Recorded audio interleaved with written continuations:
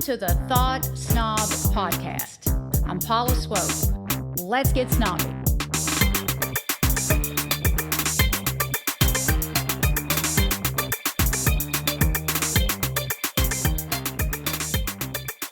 Alysia Marie Short, widely known on social media as the Magic Siren, is my guest on today's The Thought Snob Podcast episode.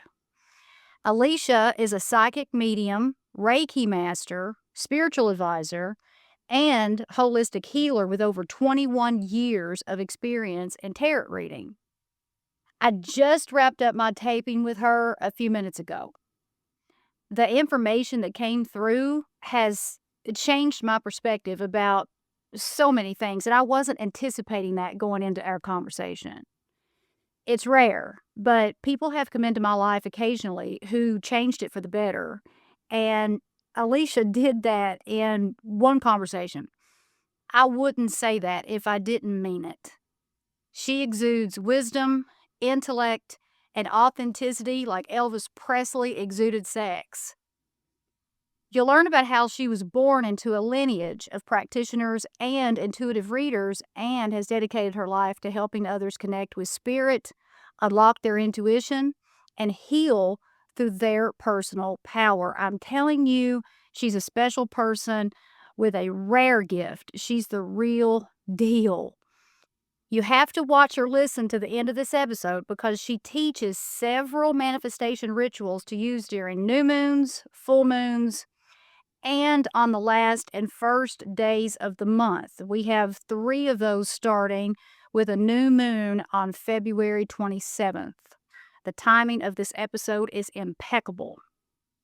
Now, Alysia offered a discount for listeners of the Thought Snob podcast. You can go to her website at themagicsiren.com and schedule your session today. Use the code ThoughtSnob at checkout and get $10 off an email or live reading session. She did an email reading for me last year, and it was incredible. So, without further ado, the Magic Siren. When I run across someone like you, like when someone like you catches my eye, it's usually because they have a, rare talent that you just don't run across every day. And I don't know what you know about where I'm from, but I was raised in rural Kentucky. And I was very drawn to everything you do as a child. But it was taboo, man. Like, I was not allowed to even talk about it. Yeah. And so from a very young age, I was so intrigued by it, but I was always taught that it was wrong. But instinctively, I knew that it wasn't wrong. And when I see someone like you, I'm like, I wonder what she went through as a kid. Like, I wonder if it was accepted. So I got on your website and I see that you said that you come from a generational line of witches, mediums, and intuitive readers, and that the spiritual side of life has always come very naturally. And that is incredible for someone like me to hear that. And I just want to ask, and I really have no experience here. And so this question is coming from a place of absolute authenticity. Did someone tell you when you were little that you were a witch? Not necessarily. I mean, how does this happen? I'm dying to know. So I actually grew up in Ohio, not far from Kentucky. Okay. So I am very familiar with a lot of people or my friends when I was younger in our community really being drawn to the witchy things, but their families were also like, that we don't do that here, When in my house, I always grew up where if we were sick, my mom wasn't necessarily taking us to the doctor. She was pulling out her little tinctures of things that she made of garlic and honey and turmeric and take this. And, if you have a fever, we're going to put onion on the bottom of your foot. And then going to my grandmother's house, she always had different types of like divination tools. So she had this bamboo container with these like bamboo sticks in them, and they would have these numbers on them and these symbols. And every weekend we would go there, and she'd be like, okay, it's time to do our sticks. And we would pull out this bamboo container and we would shake this container, and a stick would fly out. And whatever that stick came out, my grandma would say, this is what to look for this week. And that was her way of like tarot in a sense.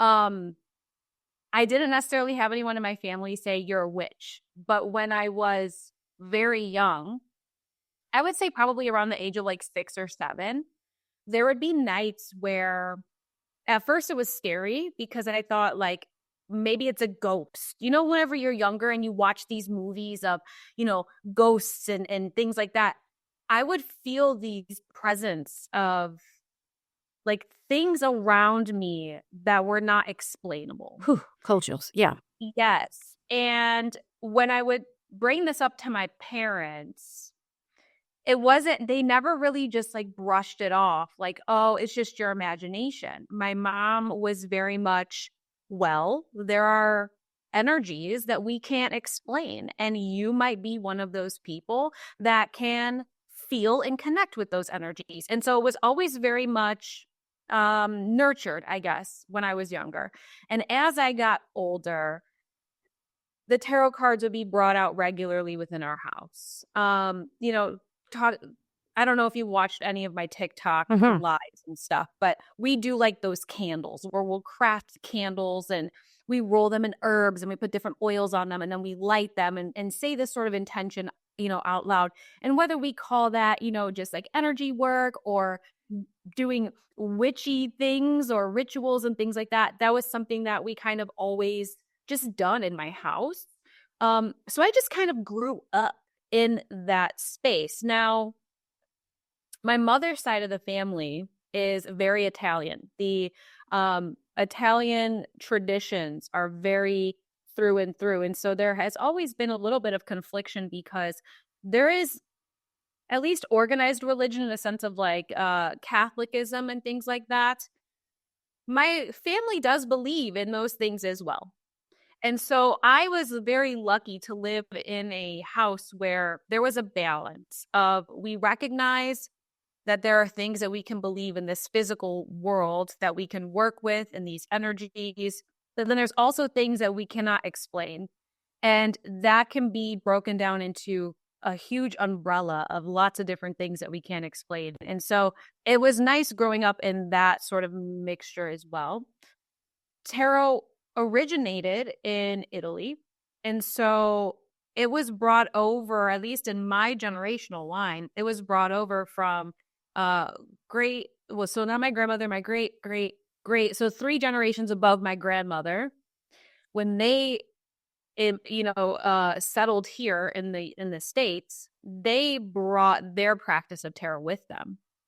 Now, tarot was practiced by many people in Italy. So, I would say every family that had those sort of original roots of tarot, they all have these similar styles that they pass on. And that was something that was important too, for my grandmother and my mom to be able to pass that down to me. Whether I practiced it or not, it was always something that was fun in our house where we would pull out the tarot cards and say, something would happen at school. And my mom would be like, well, let's see what universe has to say. And she would just pull out the cards. And it was just something that I just grew up around. So it was never like a taboo thing in my house. But a lot of people growing up, their families, I mean, I am sure that there were a lot of potential friends of mine where their mom was like, I don't want you hanging out with that girl because she has tarot cards or she does what they call sometimes the devil's work, which is yeah, it's so common to hear that. And I'm just like, if you only knew, like everything that I do is all for like some sort of positive, lighthearted energy.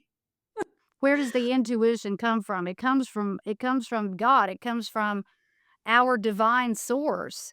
Right. Anybody can turn anything into good or evil. Right. And yeah, I was told it was the devil's work. I got in trouble when I was like in the 3rd grade for reading my friends' horoscopes.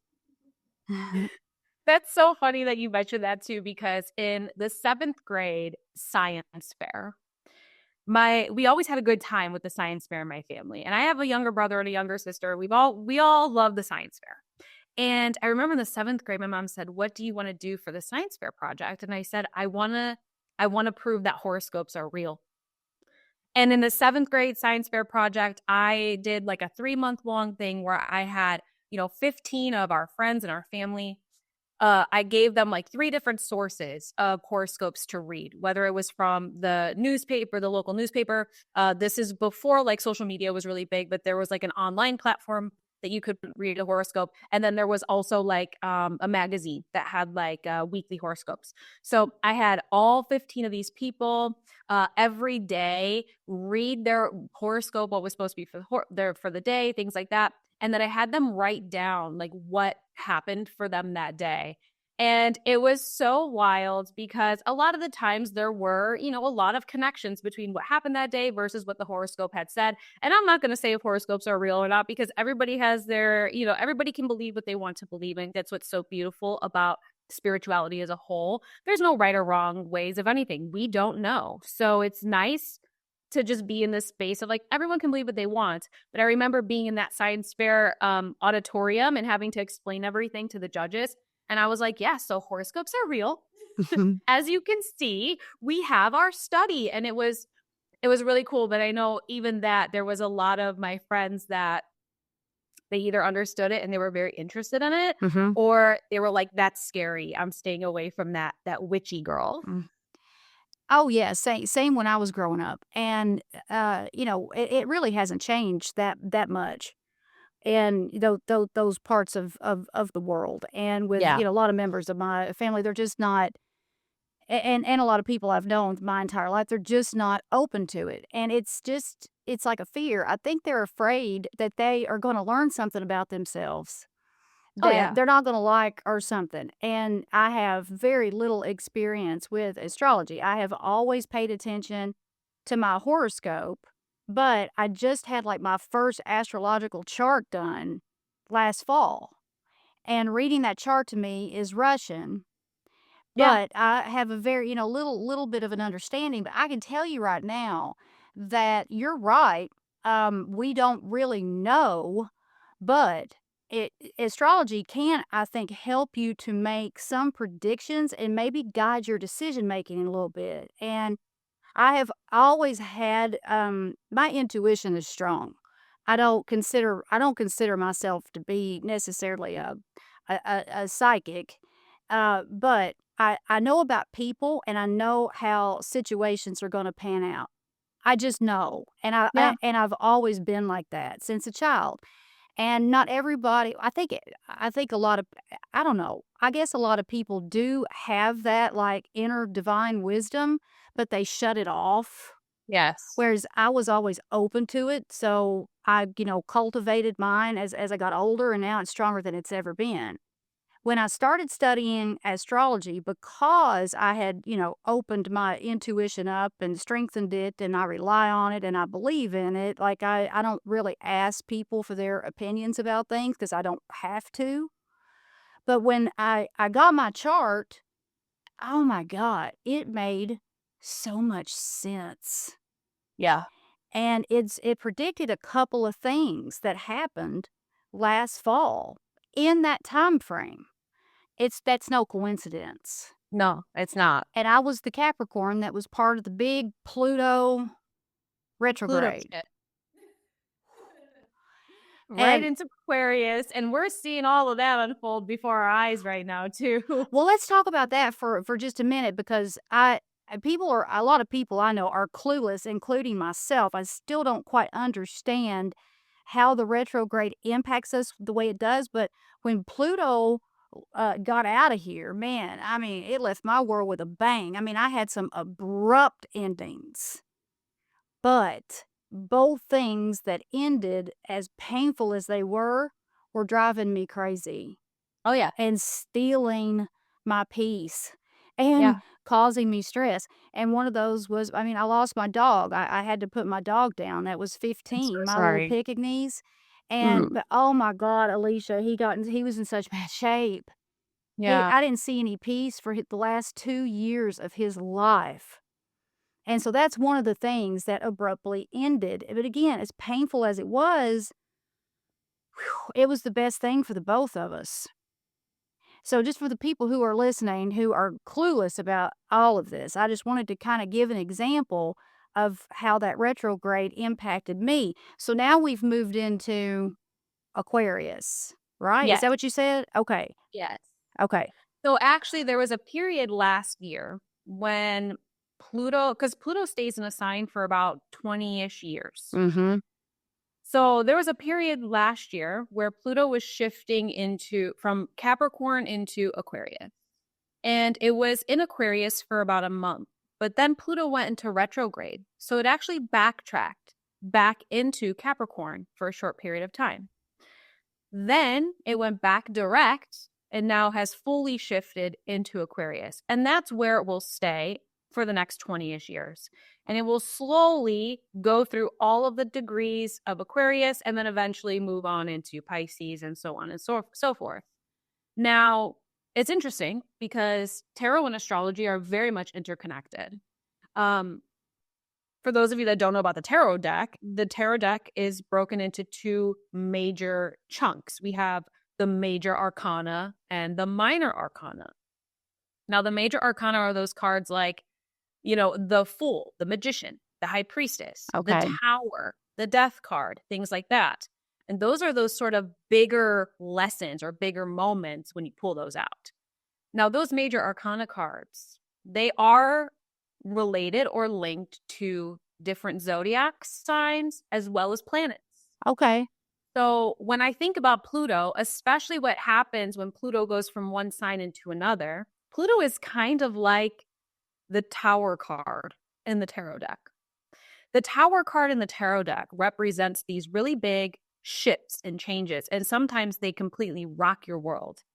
And the actual depiction of the Tower card in the tarot deck is a tower being struck by lightning. There's people falling out of the tower's on fire, it's crumbling to the ground. All of these, really big, like, holy crap, everything is kind of falling around me. But then when we start to move forward after the tower falls, and I always say this too when I talk about the tower card, there's a couple things that we get to do moving forward. The tower has fallen, right? So those are those things that you were talking about. So those abrupt endings, those are those tower moments. The tower falls. It leaves behind this big old pile of ash and rubble. But from that pile of ash and rubble, we can do a couple of things. We can look at the foundation that we built that tower upon. So maybe, if this was like a job ending, for those of you that are like, okay, well, I had some big things end. Because Pluto officially went back into Aquarius. I want to say it was November 19th or something So like that. I remember that date, November 19th. Yes. Yeah. Yes. And so a lot of people had a lot of shifts and changes. And if you live anywhere in the world, you've also seen on bigger scale, whether it's in your city, your state, your country, as a collective, we have a lot of these things being broken down, these abrupt changes, these things being brought to the surface that maybe we didn't know. Mhm. Or maybe we did know, but it was more of a subconscious, right? So that big old pile of rubble and ash, we get to look at the foundations that we built things on. So we will start to see, and I don't want to go too far into, what I personally think is going to happen, on a big scale, like here in the States. There's a lot of really amazing videos out there that you can go and kind of do a deep dive into that rabbit hole. But, we're already kind of seeing a collective shift on like the foundations that, are, I don't necessarily want to say like our government is built on, but like, some of the pillars that the majority of us are living our life that have been this way for the last 250 years, we're starting to see that doesn't work for us anymore. Right. And those are those energies of Pluto. Okay, so we're looking at the foundations of what we've built certain things on, whether it's as big as our life as a collective or as small as the relationships that we've had in our life or where we purchased our home or the jobs and careers that we went into. But now we get to kind of see the cracks in that foundation and repair them. learn how to make a more solid sort of foundation for ourselves moving forward. Then, my favorite, the phoenix, right? Mm-hmm. The phoenix cannot rise if there's no ashes to rise from. So, yes, these abrupt endings, sometimes they are extremely uncomfortable, they are painful, they feel horrible. Mm-hmm. But as you start to move into more of a temperance energy, which is kind of seeing a silver lining, right? And you mentioned it. These things that ended, they were really kind of a pain in my butt. Mm-hmm. I wasn't feeling it. They were draining my energy, if anything. Oh, yes. And as time goes on, we see some of the silver lining of like, for the people that maybe lost their job or lost their home or something of that nature. Yes, in that moment, you're not going to see a silver lining there. You're not going to see that sort of blessing in disguise. But 6 months later, a year later, 5 years later, something happens and something clicks, and you're like, oh, that was a blessing in disguise. It was. Yep. I'm so thankful that I didn't end up with what I thought I wanted, because now I'm in this place. And this is much more in alignment for me. Um, Pluto to me is all about that tower moment. And unfortunately, we are going to have the next 20 years. Aquarius is the sign of thinking outside the box, in a sense of seeing things in a different way. Now, Aquarius is part of the air element. We all have different elements with our signs. And so air elements are all about the analytical side of life. It's the logistics behind things. It's how we think about things, how we communicate those things. And so when we see Aquarius and Pluto together, the last time we saw this was 250 years ago. And if you go back in history and see, okay, well, what was happening 250 years ago? I mean, we had the French Revolution going on. We had major breakdowns of huge government entities. We had the founding of the United States. Mm-hmm. There were things, like really big things, that were happening during the last time Pluto was in Aquarius. And so each degree that we go through is broken down even smaller. It's like little pieces of a pie that keep getting broken down smaller and smaller. And you'll see that, maybe when Pluto is going through Aquarius and it's going through the energy of Mars, we might see fights and war and famine. But, when it goes through periods of Mercury, which we're kind of in that energy right now, communications are different. People are speaking their mind and their truth in a way that they never have before. We have people calling things out that are happening. And this can even be in your life. You might have a coworker that's like, this job is not paying us enough. We should come together and demand better pay. Mm-hmm. Those are those moments of Aquarius, Pluto being in Aquarius and moving through Mercury, because Mercury is also that sign of the logistics, analytical communications. Mm-hmm. I know that's a lot, and we could talk about this for hours. Oh my God, I love it. Yeah. Now I'm just soaking it all up, and you explain it so well. I really try to explain it in a way that I also need to, like, for me to be able to understand it. Mm-hmm. When I go down these rabbit holes to like teach myself certain things, I have to break it down into those little sections that are easy to digest. There are so many different types of astrologists and psychic mediums and tarot readers and spiritual advisors, holistic practitioners. Everybody has a lot of information and knowledge, and we all have different ways of explaining it. And for me, I've noticed that there's a lot of terminology that like people just aren't necessarily familiar with. Right. When you talk about conjunctions in your chart, not a lot of people know what a conjunction is. If you're not familiar with astrology and reading a birth chart, you're like, what is a conjunction? I don't know what a conjunction Yeah, is. and so it's like, that's when you have a certain amount of planets within one sign in your birth chart. Okay. Or like a stellium is like when you have 3 or more signs in one house within your chart. You have all these different things that people don't maybe necessarily know the definitions. So I try and keep it in like very, like we're having a conversation. Yeah. Over coffee. Like, this girl, if you only knew what was going to happen. Right. Right. So with the current planetary alignment, if I'm framing that the right way, with Aquarius. So this doesn't necessarily just impact the Aquarius signs the most, right? I mean, it impacts Right. all signs, but maybe I don't know.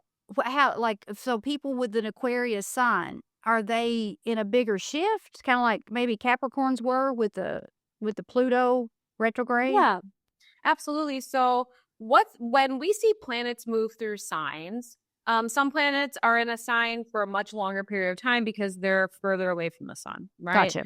Um, for instance, I think Venus is moving through signs every like 7 or 8 months. I might not be fully accurate on that, but it's like months instead of years, right? I was told, not to interrupt you, but No, good. if it's a perfect time for me to ask this, and for other people that don't know the answer to this question, I was told that Venus rules my entire chart. And it totally could. Okay. So it's all going to be personal to everyone's chart. Okay. So you were mentioning, with Pluto being in Aquarius, is this going to affect Aquarius or Aquarians more? Well, you might have Aquarius in your chart and you don't even really know where it is if you haven't, dive a little bit deeper into your chart. You'll hear a lot like, what is your big three with your zodiac? And that's usually your sun sign, your moon sign, and your rising sign. And a lot of people have heard this, especially if you spend time on social media. Mhm. But I think it's important to maybe talk about the fact that those are those three like main, and I don't even want to say main because each sign has some sort of meaning in your life. Like Mhm. we mentioned, Mercury is the planet of communications. Depending on what your sign is, or what zodiac you have in Mercury, that is going to probably give some sort of clue on how you communicate with the people around you, or how you think about things, or how you plan businesses, or just action plans in general. Venus is the planet of love and attraction. And attraction's not just in romantic love. We can talk about the law of attraction for hours as well, Yeah. but Venus is that planet of the law of attraction as well. And so let's say, like my Venus, I have so much Gemini in my chart, which is probably why I'm really good at talking, right? Gemini is a communicative a sign. I have Gemini in my Mercury and in my Venus. So for me, I have a lot of duality. I very much have this sort of, I can see both sides of things very easily because I have the twins in all these spaces. Now for you, if Venus is really ruling your chart, more than likely you have multiple signs that fall within the space of Venus. Your particular life, you instead of choosing something that might make sense on an analytical side, you'll maybe choose with your heart Mhm. and what you are most attracted to. Mhm. Not necessarily what's going to make me, like, for instance, a career, what's going to make me the most money. You're not necessarily making that choice on it based on that way. What is going to make me feel the most fulfilled? Mhm. Yeah, that's spot on. Yeah. So Venus ruling your chart, you probably have a lot of different, like the way that you communicate.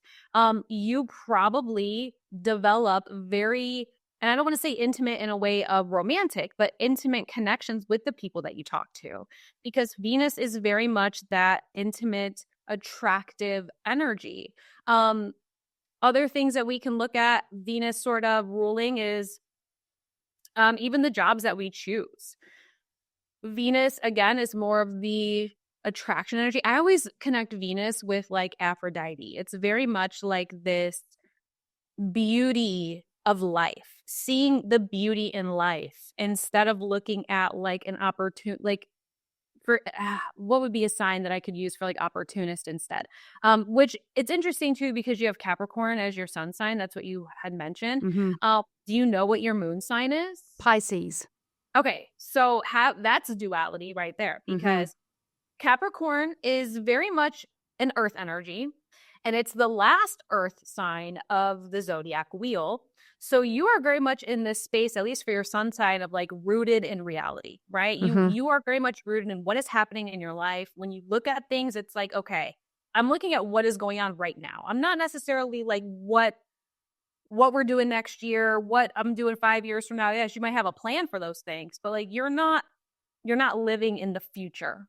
Some people are very much living in the future, and that's totally okay. Mhm. But having Pisces as your moon sign with having a lot of Venus energy in your chart, You have very intense connections and relationships with people. The majority of the friends that you carry through your life, you love them like family. Yeah. Your romantic relationships in your life have always been, it's like that shooting star of that initial attraction was there and we knew it, and it was almost a love at first sight energy. Pisces is such a flowy water energy. It's the first water energy in the zodiac wheel. And so it is very much on this surface level of allowing your emotions to flow you through life. So having that very rooted Capricorn in your sun, and then having this sort of, it's almost like Pisces is like my most airish water sign as Mm-hmm. your moon. I'm sure sometimes you have a hard time choosing between what is rooted here in reality and what you are most attracted to on a level of like what your heart is telling you to do. Oh, yeah. Yeah. It's always kind of been, and I've got it under control more than I did in the past, but it's almost like I really, really, really just wanna go and just, just screw off the whole day and go have fun or whatever. But then there's another side that's like, "No, you really can't do that because there are gonna be consequences if you choose, instant gratification." And that's always been a thing with me. And past 15 years or so, I increased my emotional intelligence and more mindfully aware. The instant gratification, usually it doesn't win, you know? It did when I was younger. But Yeah. yeah, that makes that makes total sense.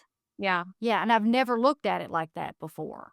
Now, Pluto being an Aquarius, it's going to affect everyone, whether you have Aquarius in your chart or not. You have those big three, your sun, your moon, your rising. Each one of those things are going to have different points within your personality. Your sun sign tends to be the personality that you show outward in a sense of like what you kind of allow lead you. But then your moon sign is more of like that inward, introspective energy of like how you look at yourself, how you process certain things. It's like that inner voice, how that inner voice works. And then that rising sign is how others might perceive you. And so, for me personally, I have a Gemini sun, a Gemini moon, and then I have this Sagittarius rising where, I allow my Gemini communications and the ability to be able to almost kind of be like this chameleon, lead the way. That's also how I process all of the things and allow my intuition to kind of take it that way. But in turn, people almost kind of perceive me as this sort of fiery powerhouse when it comes to how I present myself. Yeah. Very much, Sagittarius is like a very passionate sort of sign in a sense of like, I'm just passionate about what I do. Mhm. Um, for the people that don't have any Aquarius in their chart, they're still going to feel these effects of Pluto moving into Aquarius because this is the energy that we're all sitting in because the planets are in that position. So, with Pluto being that sort of planet of the Tower card and things sort of shifting and changing, and Aquarius being the sign of looking at things differently and kind of this reality shift and reality check. We're all going to be seeing these massive reality checks. Now, for the people that have Aquarius, especially in their sun, moon, or rising sign, I mean, the next 2 decades are going to be these sort of massive breakthroughs and revelations, even if it's not necessarily comfortable. I think it's going to be half and half for a lot of them. My Aquarius friends are listening. If you find yourself in a period over the next 2 decades, 20 years or so, where it's like sometimes you have these things and you're like, why is all of this happening to me right now? Try your best to shift that perception to see some sort of like, yeah, I might not get it right now, but there's a blessing in disguise here. Like, this is happening for a reason. Let me try my best to accept this and be able to move forward. Now, some of these things might be these immediate realizations of like, I lost my job. But then, like, within a week, you get this opportunity of a lifetime that you would not have been able to accept if you still had that job. So, it is going to affect Aquarians more, probably a little bit stronger. But as a whole, I mean, we're all going to see it. we're already seeing it. We're We're already already we're seeing it. already seeing it, yeah. Yeah. And anytime I'm 48 years old, and anytime that I ever felt like my world was falling apart, it ended up working out so much better than I would have ever imagined, even if it was like a tough period of time that carried on for a while.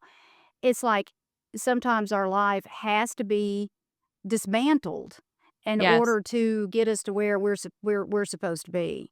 Yeah. And anytime I've gone through absolute, complete, and total turmoil, once I got on the other side of it, I understood why all of that had to basically just crumble.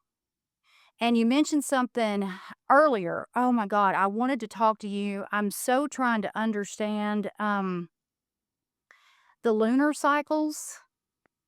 And I just recently started dabbling in crystals. Oh, yeah. Okay. And I wanted to show you this. I've got my little bag of crystals here. So I got this crystal the other day and I love it. Oh my God, it's beautiful. Look at this. Oh my gosh, that's so pretty. Is that an amethyst? Yeah, It's it's beautiful. beautiful. I love that. And I ran across this wonderful lady just by chance, just totally random, and walked into her shop. Like I saw the amethyst like sparkling from the, outside the window. I was like, wow, I really like that. And I went in and I was immediately drawn to this one. And then I saw that you're supposed to charge them during a full moon. And so the Lunar New Year was Wednesday. I guess that was Wednesday. So I put Yeah, the all of 29th. my crystals outside and let them sit overnight. So, but I don't know why. Like, what does that do? I'm like, okay, I'm supposed Okay, to charge so these at the full moon, and I'm going to do that. But why? first and foremost, welcome to the world of crystals because you're going to be totally addicted I moving already forward. am. Oh, I already You're am. going to be totally addicted. Your whole house is going to have crystals everywhere. Mm-hmm. And it's interesting. I noticed that the majority of people, when they first get into crystals, it's always amethyst. Amethyst is the one that like hooks everybody in. And I don't know if it's because it's the color purple. So I don't know if you are familiar with colors, chakras, and like the meaning Chakras. of the colors. But Yes. like even yes, well, like the purple colored chakra is your crown chakra. Right. And so your crown chakra is what is connected to your intuition, your psychic abilities, the spiritual insights that you gain, right? So it's almost kind of like it's almost kind of like universe is kind of like being like, haha, everyone that is attracted to amethyst, they're starting to unlock that crown chakra. Like we need you to grab this amethyst. It's a purple color. Mm-hmm. Amethyst embodies all of those things that we were just talking about. Also, too, there's like, some self-love and love in general with amethyst because it is a purple color. Mm-hmm. But it's interesting because I noticed that a lot of people that are like starting their crystal journey, they were attracted to an amethyst. And it doesn't surprise me. Oh, and selenite. I mean, everybody's got to have a good selenite stick. So my friend that is an Akashic Records reader, and she's on TikTok and Instagram. Her name is Rebecca Lyons, and she's lived in the UK and the United Kingdom for I think her whole life, but recently moved to Bali. And she taught me about this one, and she said, I just really, really feel like that you need to keep this one close by. But I don't know what the meaning. What is the meaning? Is it for protection or something? So, selenite is a white or clear crystal. It can also be interchanged with like a clear quartz. Any of the white or clear crystals, white is a color of purity and cleansing. So, when you have a selenite around you, it's going to help remove or cleanse any negative energy, negative thoughts. If somebody is potentially, jealous of you and maybe like throwing some negative energy your way, it's going to help kind of protect you from that. The selenite is great for cleansing and purity and a little bit of protection. You'll notice as time goes on with your selenite, sometimes they break on their own. And that just means that it has absorbed as much negative energy as it can, and it's time to get a new one. Okay. Okay. Now, with charging your crystals in the moon, Yes. lunar cycles, So the two big things that we always talk about with the moon is the full moon and the new moon, right? Yes. And those are the two that everybody can easily sort of understand and take those 2 days out of the month, every month, to use that energy to their benefit. So the Lunar New Year fell on a new moon, which means that the moon could not be seen. The new moon is the darkest night of the lunar cycle. And the new moon is all about manifestation or planting seeds for what's to come. When you think about planting a seed, you put it into the soil and it does not get any light. It's in darkness. So when we plant seeds of intention moving forward, whether you call it manifesting, planting seeds of intention, the law of attraction, making a plan, it's all the same thing. It's all the same energy, Yes. right? Yes. Uh-huh. Even praying, praying is just another form of planting seeds of Right. intention or manifesting. So we're planting seeds on the new moon because the new moon is giving this energy of calling things into your life because it is that darkest point. Now, the full moon comes 2 weeks later, right? And the full moon represents shining light on things. So maybe the seeds that we planted, they're starting to grow, but there's something in our life that might be preventing them from reaching like maximum potential, right? That moon is going to shine light on what that thing might be so we can remove it or release it from our life. So then the full moon is all about releasing things. That's why you'll see people saying, I'm going to write down the things I want to release tonight on the full moon and burn the piece of paper. That's a very common and easy ritual that anyone can do during a full moon. So when you're charging your crystals, the full moon will kind of help release any energies that your crystals are holding. And like your selenite, for instance, your selenite is absorbing any negative energy to keep it from you, to keep it away from you. When you put that out on the full moon, it's going to cleanse that negative energy away. So that way you can use that again and it's in like a powerful reset place. It's like recharging the batteries of your crystals. Okay. The new moon, when you put your crystals out, you might want to just put out crystals that you're going to use to help you manifest or to plant those seeds. So let's say someone that might be listening is they've been trying to manifest a lot of money or financial wealth into their life. They might take like a green aventurine stone and put that outside during the new moon because that's going to charge with the energy of attracting, manifesting, calling into existence. Let's say you're trying to call love into your life. You want to find a romantic partner. Maybe you'll take a rose quartz or even an amethyst and put it outside during the new moon. Now, you can put any of your crystals out on the full moon because it's going to cleanse it. Full moon is like a cleanse. The new Okay. moon is like we're trying to call some things in. Gotcha. Okay. That makes sense. How often do you recharge crystals with the full moon? As often as you want? I have a lot of my crystals sitting in like windowsills. So they naturally kind of get the full moon energy. Now everybody does have their own like beliefs when it comes to their personal practices, which is again one of the reasons why I love spirituality because we all have our own ways of doing things. And we figure out what works and what doesn't too. Right. Yeah. So like some people swear that they don't allow their crystals to soak in any sunlight because they find it to be like counterproductive to the moonlight that they allowed their crystals to charge in. I don't personally believe that because I also work with the sun, like I'm again the duality of things. So I work with the sun's energy and I work with the moon's energy. Now, like moon water, that's a different story. That's specifically moon water, and I don't allow that to sit on my windowsill and get the energy of the sun because it is counterproductive. Now the crystals, because they sit in a spot where they always get like whatever phase that the moon is in, they're always kind of getting that. I know, like, I would probably say like my clear quartz and my smoky quartz, like the quartz crystals that I use regularly, I charge those every full moon. Like I actually take them outside. Okay. Because being in a space like collectively, I have quite I have a lot of followers. And Yeah. so, yeah. And so like, not all the people that watch your stuff, and then, again, this is a duality of life. Not everyone's going to like you, and that's okay.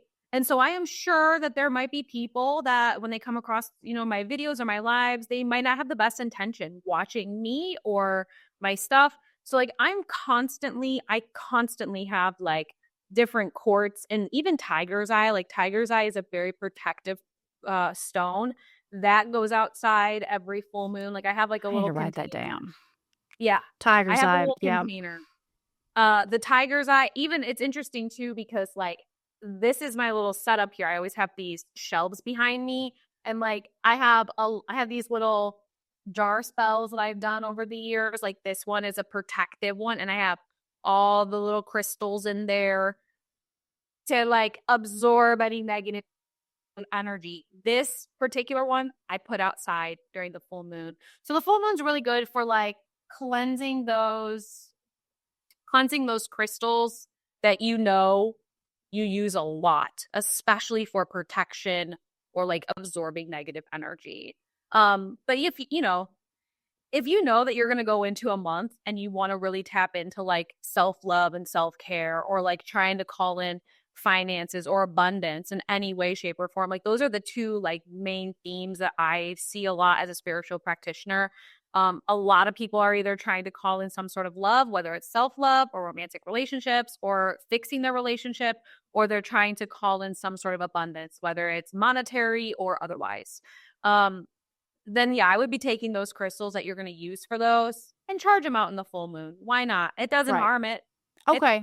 it's also fun because you can create these little rituals for yourself that you Mm-hmm. do once a month. And you're like, okay, it's time to get my crystals together. I'm going to go outside. Maybe you light a candle. For those of you that like want to do little rituals with the moon, white candles are going to be for the new moon, and black candles will be for the full moon. I know it sounds inverted, but black is for releasing and white is for manifesting. Okay. Okay. This is all absolutely fascinating, but I got to go back to something that you said. So I have a lot of followers too, and I don't think I go live as much as you do, but I go like once a week, and of course I'm always interacting with people on social media. But what you're saying is we can pick up their energy even like Yeah. virtually. Oh yeah. Hmm. Yeah. Okay. So like you'll notice, well, if you come into my lives ever, or anyone that Yeah. might be a follower of mine that's listening to this, you'll notice that I do like free tarot hour pretty Mhm. much every day. Mhm. And so we'll shuffle cards. And there are some, when you're scrolling through like TikTok and other platforms, you'll notice that there are people that are like doing personal readings on TikTok live or any live, right? Mhm. And some people are paying for those readings. The problem is that when you're on like a live stream, whether it's just one on one, like how we are, or if we have 100 people in here, this is a live, energetic line and connection. And so we are exchanging energies. So for my lives, I don't do like yet paid readings on TikTok Live. I don't do like personal yes or no questions on TikTok Live, because the energies of the people that are watching, you have to think we are all energetic beings, right? Mhm.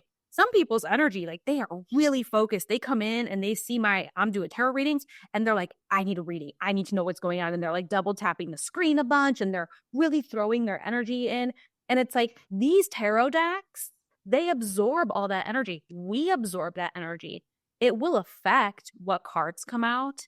It affects the vibe that everybody's feeling. So, like for me, I'm like, that's why we only do collective readings here, Mhm. because the energies of everyone, it would be unfair. And it's, at least for me, it seems unethical for like readers to be taking payment to do a reading on TikTok Live when there might be somebody watching that is so in turmoil, or they have something going on in their life and they're like, I need messages, I need answers, because it will affect what comes out. So it's the same thing for you. If you're live, if anyone goes live, let's say you're having a really good day and all of a sudden somebody comes in and they like post a negative comment, or they have like a negative energy while they're watching you, you might feel that shift, and all of a sudden you don't feel like you're in such a good mood, or you feel really tired. Or when you get off the live, there's like some like you just feel really drained and you can't shake that energy. Before I go live, I always like cleanse my space. I will take like a little bell, like for some noise cleanse or something. And as soon as I'm done with TikTok live, I sit for like 5, 10 minutes and just meditate, breathe it out. I will hold my tiger's eye, my clear quartz, and kind of cleanse the space again because yeah, being going live on platforms, I don't think people realize just how much of their energy we absorb. Yeah, I didn't think about that until you said it. Now, like if I mean, in like the physical world, I feel that way all the time. I mean, that's one way that I know who I need to be around and who I don't. My whole personality can change when I come into contact with somebody that's wrong for me. Not saying they're a bad person. They're just not good for me. I get really abnormally quiet and my mood switches like that, and it's a noticeable shift. I'm gonna have to pay closer attention and be a little bit more aware when I'm interacting with people virtually, because Yeah. I've noticed it during a couple of podcast interviews in the past. Yeah. I couldn't think, I was foggy, I had trouble talking, I'm like, "What in the hell is the matter with me?" And after the interview was over, I'm like, "Ah, I was Yeah. picking up on something." Do this Yep. all the time in the physical world, but I need to pay closer attention to that in the virtual world. And on this note, I have got to we only have a few minutes left, and this is something I wanted to ask you about, and I think it's a good time to bring it up. So I had a friend, and I've never doubted what she's saying at all. Like I believe her. I just don't fully understand it, and I wanted to ask your opinion about this. So there are spells and there are rituals, and I would think so. My friend really truly believes that somebody did black magic on her, and she became very very sick after that happened. And it was this unexplainable, almost near death experience. And then she came out of it. And but the sickness went on for about a month. I mean, it really did take her down. Do you believe in black magic? Is that real? Is that something that people actually use? And it just goes back to what I was saying Yes. earlier. You know, you can use it for good or you can use it for bad. And I was thinking about the black magic when I was talking about that at the beginning of our conversation. So this is a really good topic, and I'm so glad you brought this up because yes, black magic is real. And yes, again, like you just said, there's this thing as above, so below, the yin, the yang. There's always going to be duality for everything. So yes, I mean, somebody can go into something with really good intentions, and then other people go into it and they want to cause harm or negative energy to people. So yes, there's definitely black magic. I have half of my ancestry is from well, almost half of my ancestry is from Italy. The other half is from Africa. So like hoodoo and voodoo are also things that I grew up around. They're not things that I necessarily share to the public because I think it's dangerous to share those things. And so I'm glad that you're bringing this up because I've noticed this shift, especially in the last like 3 months, where we're seeing a lot of like hexing, like how to hex people and like negative energies. Unfortunately, this opens up for a lot of different things. Your friend could have potentially had somebody do black magic on her. However, there's a huge scammer problem in the spiritual community. Oh my gosh, yes. And fear mongering is the way that a scammer will hook a vulnerable person in to make money. And so a lot of the times if you'll have people will come to me and they'll say, somebody cast a spell on me, black magic. Can you help me break it? And the first thing I ask them is, why do you think that somebody did black magic on you? Like, tell me, like, what are your symptoms? Why do you feel that way? And outside of like somebody told me that this happened, like what is happening in your life that is making you genuinely feel that there's some sort of black magic there? Because I will say 80% of the time, that somebody comes to me to like do some sort of like hex removal, or like they think that they had black magic on them. 70% of the time they didn't. It's these tower moments that are happening in their life, or it's that law of attraction energy. Is certain things, again, law of attraction, it's linked to quantum physics. If you are in a mind space of somebody told you that someone did black magic on you, now you wake up every day thinking that somebody did black magic on you, and now you're going to start recognizing every single negative thing that's happening in your day. Now you're spending, the law of attraction only needs 1% more of the day. If you have to be in a positive mindset 51% of the day in order to be able to start attracting some sort of positive in return, right? Yeah, and then we start having symptoms too. Exactly. Yeah. So it's like there's a lot of fear mongering behind like black magic, and somebody hexed you and you have a curse on you. The times that I've heard I have generational curses, it's a lot. I mean, there is this sort of fear mongering behind it. And so I try my best to like educate as like a PSA for the whole in the spirituality community. If you're being told that, someone did black magic on you, sit down and really think about like what is really happening in your life that's making you feel that way. Or did you just run across a video that put together a couple of bad symptoms from a bad day and Right. said, now again, I don't necessarily know your friend's situation. And a lot of the times when I do connect with people, because, outside of being a tarot reader, I am a psychic medium. That was the first thing that my family noticed and was like, okay, she clearly is going to be able to tap into her intuition as her life goes on. So it's like when I have conversations with people, I can also be like, okay, there's definitely some really not so good energy around you, and it could be from somebody else putting that on you. So your friend definitely could have had that. And if she was able to cleanse that energy away, do her rituals, or even some protective spell work for herself, I think calling upon our ancestors is so powerful. And not a lot of us, I mean, people that are in the spiritual community, maybe they do, but I think on a regular basis, majority of people don't take the time to just like talk to their ancestors. You didn't have to know them in person, but like you embody their DNA, and their energy is still encoded in everything around us. That if you feel that you have some negative energy that has been thrown your way, you can sit down and say, my guardian angels and my ancestors, please help me protect myself and remove this negativity from me. And I think that's more powerful than people know. But yes, black magic is very real. Unfortunately, we live in this, social media is beautiful. The internet is beautiful. We get to connect like this. We would have never met in real life. Right. And it's beautiful. But then again, as above, so below. There is that negative side of it as well. And there's a lot of misinformation out there. Oh There's my a gosh. lot of fear mongering. There's a lot of, It's a blessing and a curse. And absolutely. for me, the way it's been a blessing is I have gotten some great information that's been legit. I've met people like you. I've met so many great people, and that's where it's been a blessing for me. It's also helped me to expand my platform. I mean, I wouldn't be able to be doing what I am right now if I didn't have that jump start through social media. Right. But the curse is the scammers. And it's Absolutely. that, I mean, that's the curse. That's the people who are just trying to make money, get views, and just have no ethics whatsoever. And that's where social media is like, the junkyard of the internet. I think it was Lady Gaga that explained it that way.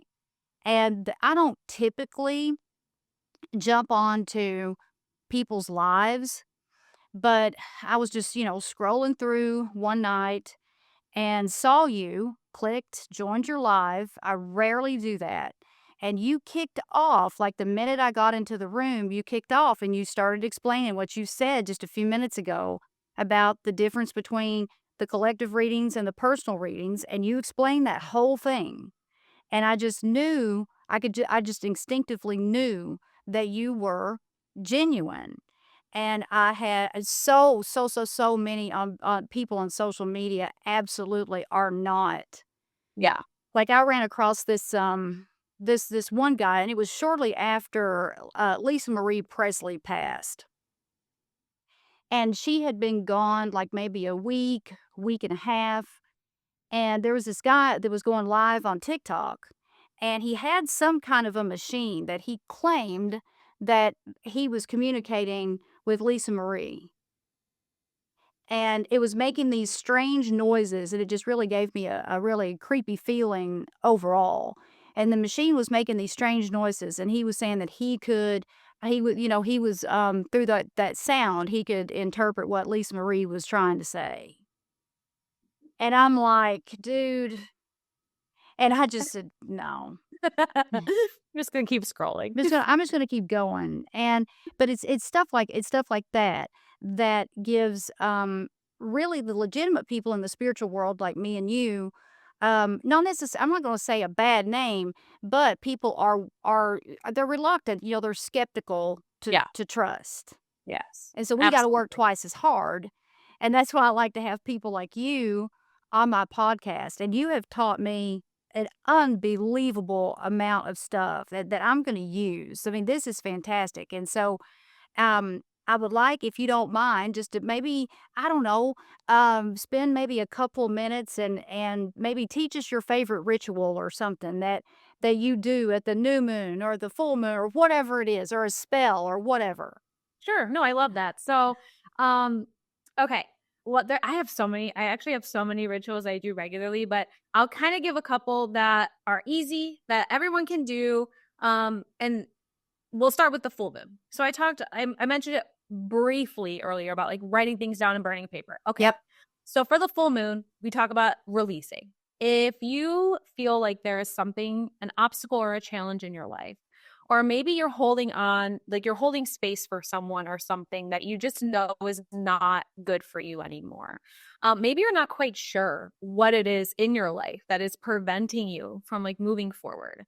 You're going to take a piece of paper on the next full moon, sit with yourself and think about these things. I always say, ask yourself those bigger picture questions of like, what does success look like for me? Or what does love even look like for me? Those sort of bigger picture questions, and say, okay, what is in my life that's preventing me from having that?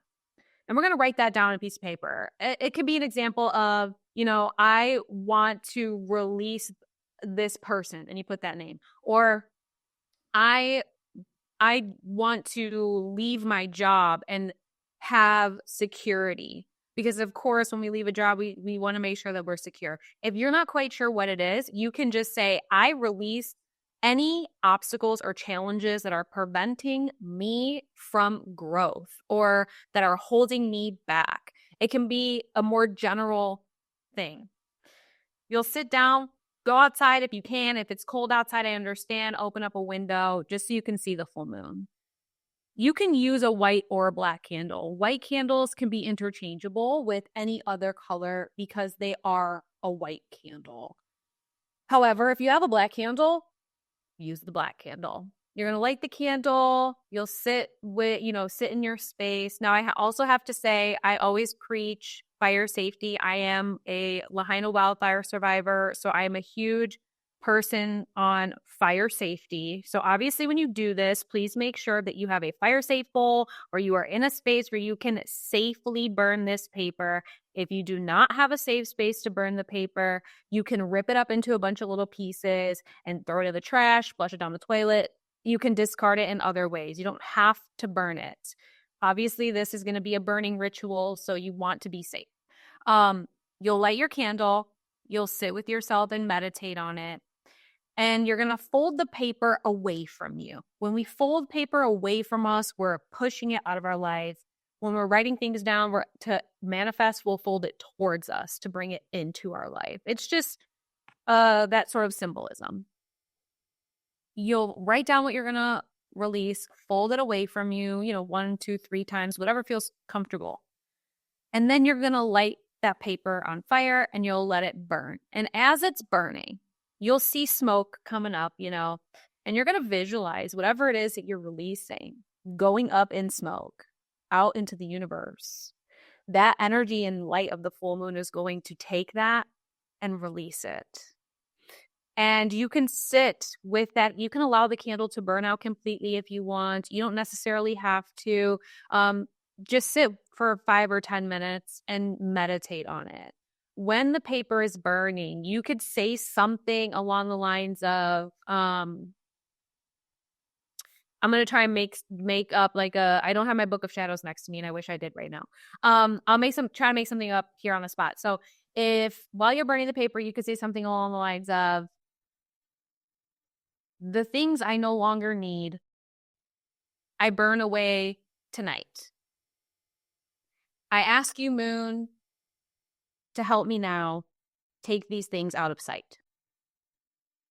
And watch the smoke go out into the universe, sit with it, meditate. And when you're meditating, you're closing your eyes and you're visualizing your life without those blockages, without those challenges, without that person, without that job.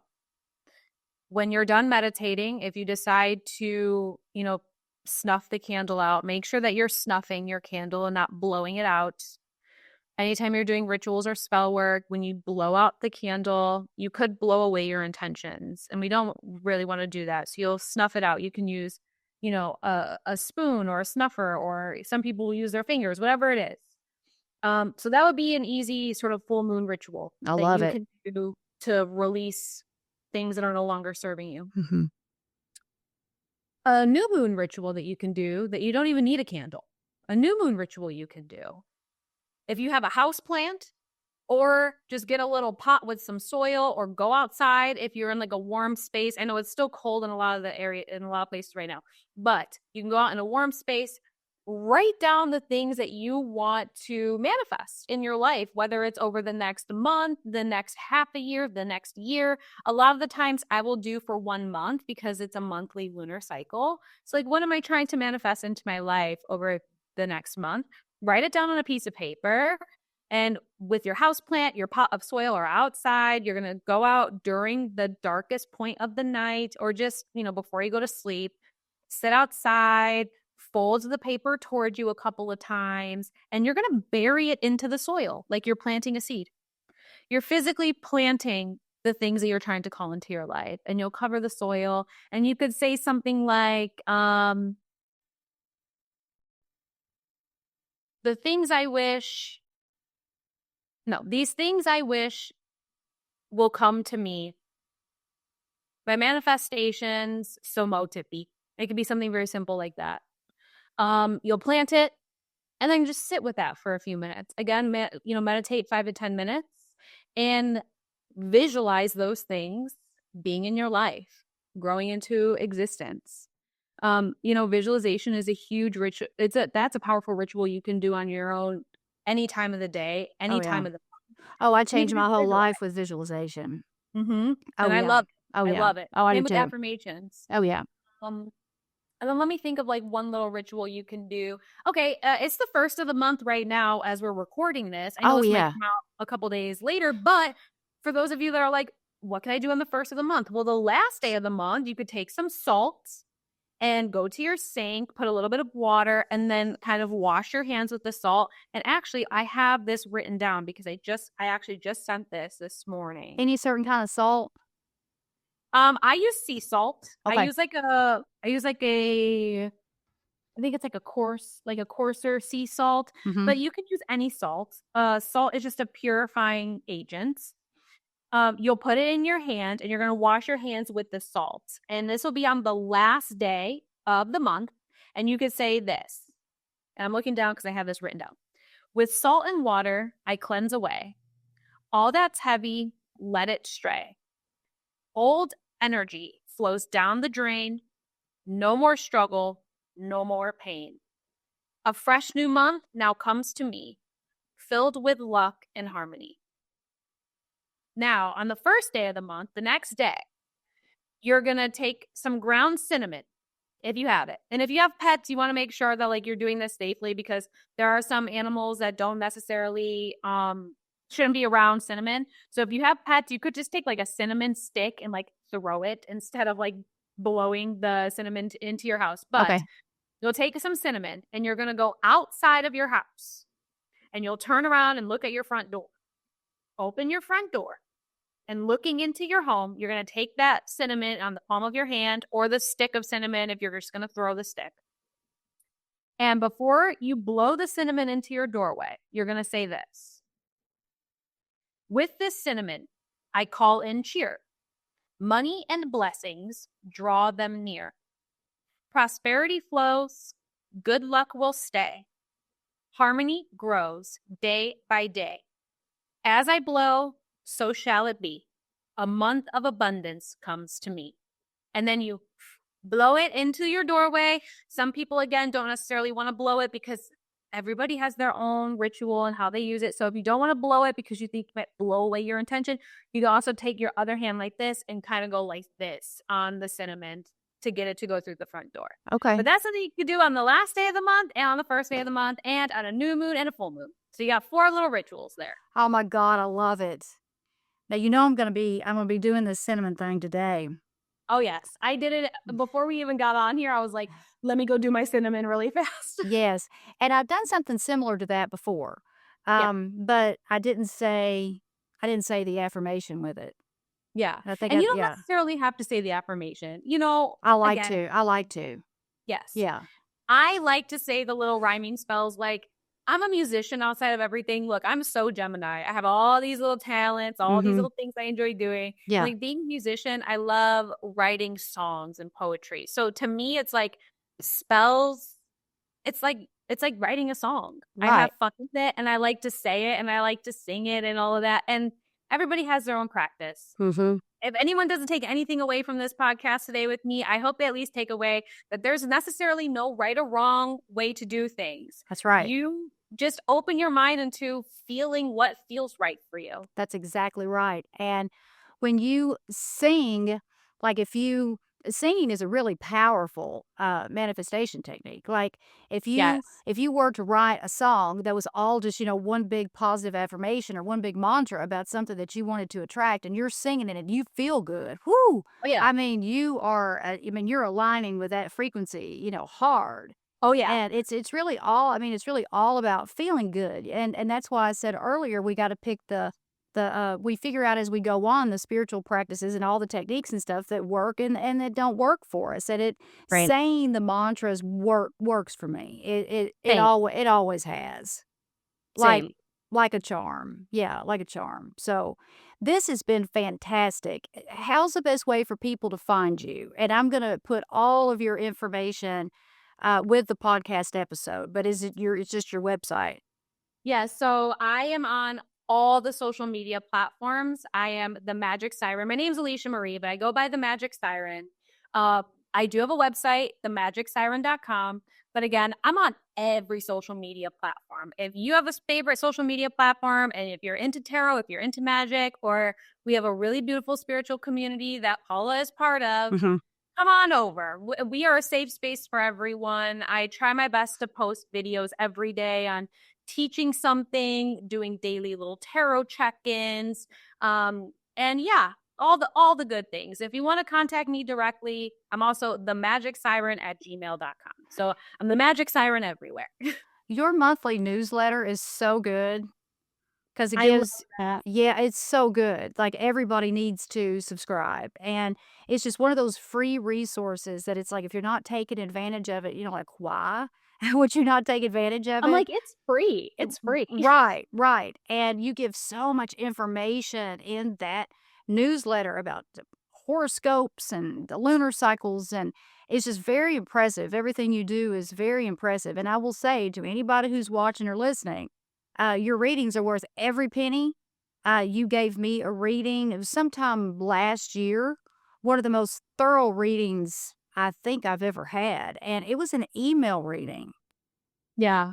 And it's like, you didn't I mean, it was fantastic. It was absolutely fantastic, and on your website, people can go on there and schedule a session, from your website, right? Yes. Yes. Yeah, yeah, Yes. okay. Yeah. I thank you so much for the positive feedback as well. I've been reading tarot professionally for 21 years. I've been reading tarot for longer than that. My first tarot deck I got, I was 5 years old. So it's just something that I love. I know this is what I'm supposed to be doing, and getting feedback from any of the people I read for, any clients, any friends, It just gives me that positive sort of confirmation of like you're doing what you're supposed to be doing. So thank you so much for that, because it does really just give me that little extra confirmation to keep moving forward with this, even through the tough times. Because like you mentioned, all of us spiritual workers, we have to work a little extra harder right now. There's just a lot of things that are going on, and it just means a whole lot. And thank you for having me on the show. This has been amazing. Hopefully I Oh, can come back one day. I would love it. I've loved every minute of this. Like, I could sit and I could talk to you all day long, but you'd finally be like, Oh, "All yeah. right, Paula, this is," because there's so many other things I'd like to ask, but you have just been wonderful and so freaking intelligent, and it just flows out of you perfectly. I And you're appreciate you're that. absolutely living your life purpose. And everybody who's watching and listening, I know that they have learned so much.